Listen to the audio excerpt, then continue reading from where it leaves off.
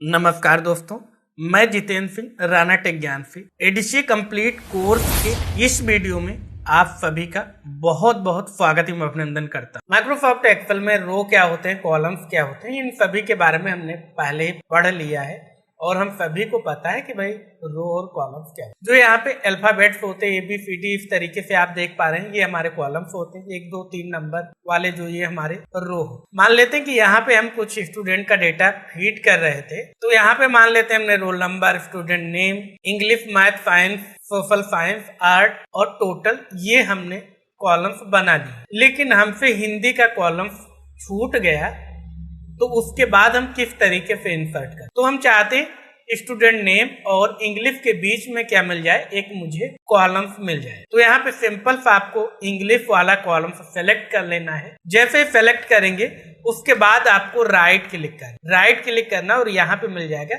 Insert का option. जैसे आप इंसर्ट करेंगे तो आप देख सकते हैं इंग्लिश के पहले एक हमें कॉलम्स मिल गया। अब चलिए मान लेते हैं कि यहाँ पे अगर हम स्टूडेंट नेम को सेलेक्ट कर लेते और राइट क्लिक करके इंसर्ट कर लेते तो स्टूडेंट के नेम के पहले हमारा कॉलम्स आएगा। चलिए करके दिखा देते हैं। यहाँ पे जैसे क्लिक करेंगे स्टूडेंट के नेम के पहले आ गया, लेकिन मुझे कहाँ पे चाहिए, इंग्लिश के पहले चाहिए हिंदी का। तो यहाँ पे इंग्लिश को सेलेक्ट किया और इंसर्ट कर, और अब यहाँ पे हम क्या लिख देंगे, हिंदी लिख दिया। और यहाँ पे मान लेते हैं कि कोई भी नंबर हम मैनुअली टाइप कर देंगे। तो चलिए हम यहाँ पे कॉपी करते हैं और इन्हें ही हम क्या कर देते हैं, पेस्ट कर देते हैं। तो इस तरीके से हमने यहाँ पे क्या किए, नंबर्स कॉपी पेस्ट कर दिए। यहाँ पे हमने एक कॉलम्स इंसर्ट कर, तो इस तरीके से आप कॉलम्स इंसर्ट कर सकते हैं। लेकिन जैसे ही हमने देखा कि भाई जो डेटा हमने फीड किया था, यहाँ पे रोल नंबर देखें तो यहाँ पे इस तरीके से हम फीड करते हुए आ रहे थे, लेकिन जो यहाँ पे 1005 के बाद 1007 का हमने डेटा फीड कर दिया, लेकिन 1006 रोल नंबर वाले स्टूडेंट का डेटा हमसे छूट गया। तो किस तरीके से रो हम इंसर्ट करेंगे, तो सिंपल 1007 वाले के पहले हमें चाहिए एक रो। तो यहाँ पे राइट क्लिक करेंगे और इंसर्ट पे क्लिक कर देंगे, तो उससे पहले हमें एक रो मिल जाएगा। और यहाँ पे हमने टाइप कर दिया 1006 रोल नंबर, और यहाँ पे कोई भी हम नाम टाइप कर, और उसके बाद हम अपना डेटा यहाँ पे भी फीड कर लेंगे।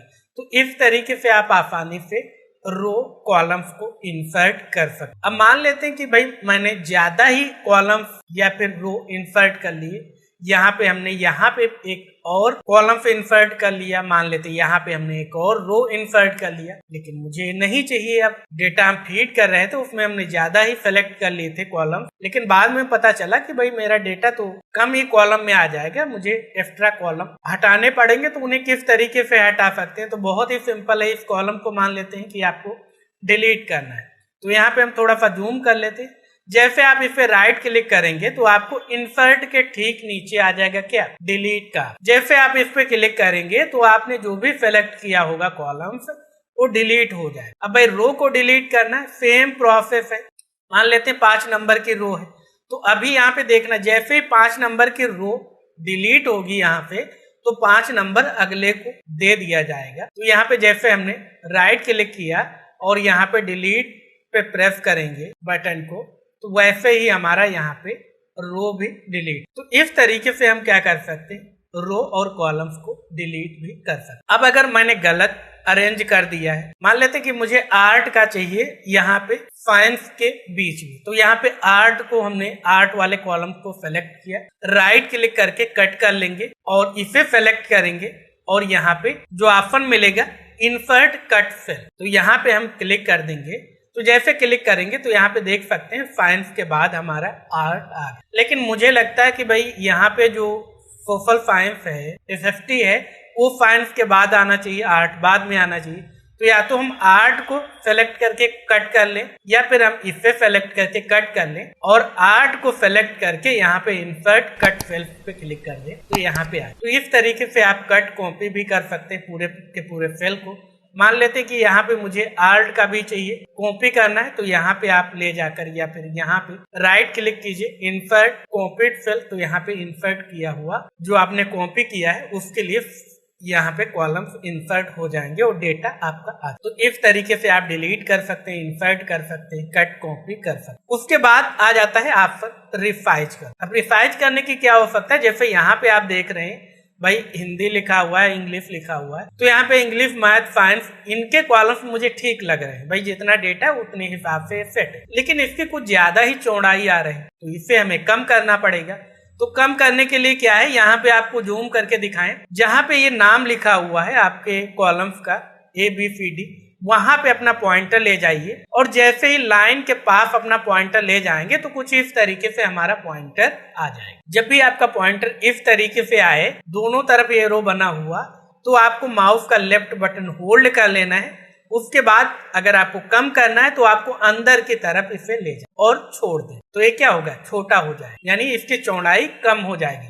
अगर आपको चौड़ाई बढ़ाना है तो दोबारा से माउस का लेफ्ट बटन होल्ड कीजिए और बाहर की तरफ ड्रैग कीजिए और छोड़ दीजिए, तो इसकी चौड़ाई क्या होगी, बढ़ जाए। लेकिन मुझे कम करना है तो दोबारा से इसे सेलेक्ट करेंगे, होल्ड करेंगे माउस के लेफ्ट बटन को और यहाँ पे अंदर की तरफ ले जाएंगे और छोड़। तो इस तरीके से यहाँ पे हम इसकी चौड़ाई कम कर। अब मान लेते हैं कि भाई मुझे रो की यहाँ पे हाइट को बढ़ाना है, तो यहाँ पे इस तरीके से पॉइंटर ले आएंगे लाइन के पास और नीचे की तरफ यानी बाहर की तरफ ले जाएंगे, तो ये चौड़ाई बढ़ेगी, अंदर की तरफ ले जाएंगे तो घट। आप ये ऑटोमेटिक भी कर सकते हैं। मान लेते हैं यहाँ पे इसकी चौड़ाई ज्यादा है, जैसे आप इस पे डबल क्लिक करेंगे तो ये डेटा के हिसाब से ऑटो फिट। यहाँ पे भी आप डबल क्लिक करेंगे तो ये डेटा के हिसाब से ऑटो फिट हो। तो इस तरीके से आप इसको रिसाइज भी कर सकते। अब ऐसा नहीं कि आप यहाँ पे केवल एक एक कॉलम या एक रो को ही रिसाइज कर सकते। मान लेते यहाँ पे एक से अधिक कॉलम हमने सेलेक्ट किए, अब किसी भी कॉलम्स के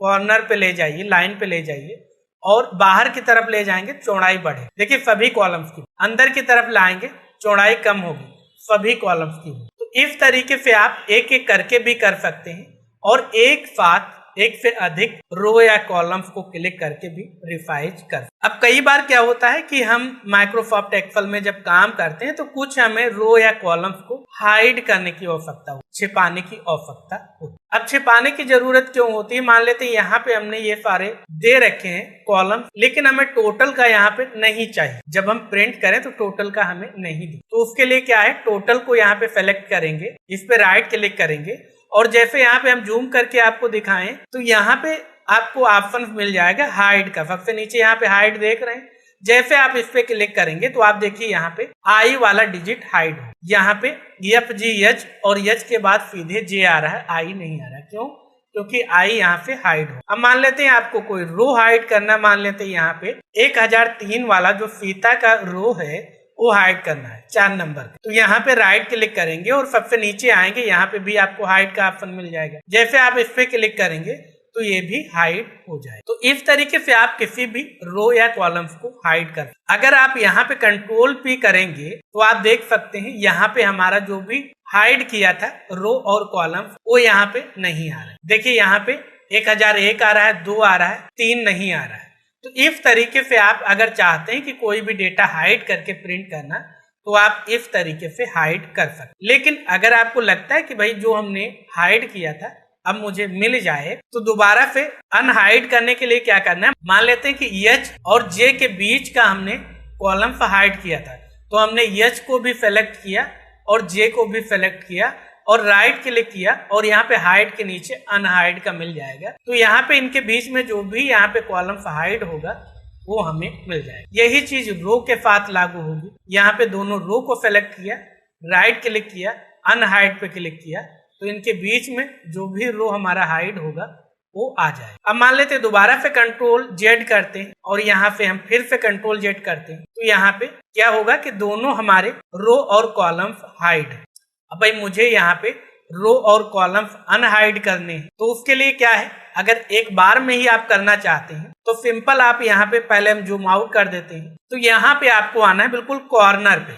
यहाँ पे आप देख सकते हैं ये कॉलम्स यहाँ से स्टार्ट हो रहे हैं, यहाँ से रो, लेकिन ये बीच में जो एक कॉर्नर है इस पे आपको आना है और यहाँ पे क्लिक कर। इससे क्या होगा, हमारे सभी रो और कॉलम्स सेलेक्ट हो जाए। इस पे क्लिक कर लेना है, उसके बाद आपको जूम आउट करके दिखाते हैं, उसके बाद आपको राइट क्लिक करना है और यहाँ पे आपको अनहाइड पे क्लिक, जैसे ही आप अनहाइड पे क्लिक कर देंगे तो आप एक क्लिक में यहाँ पे सभी के सभी जो हमारे कॉलम्स हाइड हैं वो एक क्लिक में आप अनहाइड कर सकते हैं। रो के साथ भी यही कर सकते हैं, सभी को सेलेक्ट कर लीजिए और अनहाइड पे क्लिक कर, तो जितने भी आपने यहाँ पे रो हाइड कर रखे होंगे वो सभी अनहाइड। आशा करते हैं आज की क्लास में जो भी आपको बताया गया है वो आपको अच्छे से समझ में आया। फिर भी अगर आपका कोई भी डाउट है, कोई भी कंफ्यूजन है, कोई भी सवाल है किसी भी टॉपिक को लेकर, तो कमेंट बॉक्स में अवश्य लिखें। हम कोशिश करेंगे कि जल्द से जल्द आपके उस प्रश्न का, आपके उस डाउट का जवाब हम दे पाए। साथ ही वीडियो आपको कैसा लगा कमेंट बॉक्स में अवश्य लिखें। अगर आप चैनल पे नए हैं, अभी तक आपने हमारे इस यूट्यूब चैनल को सब्सक्राइब नहीं किया तो सब्सक्राइब अवश्य कर लें, ताकि आने वाले सभी वीडियोज की जानकारी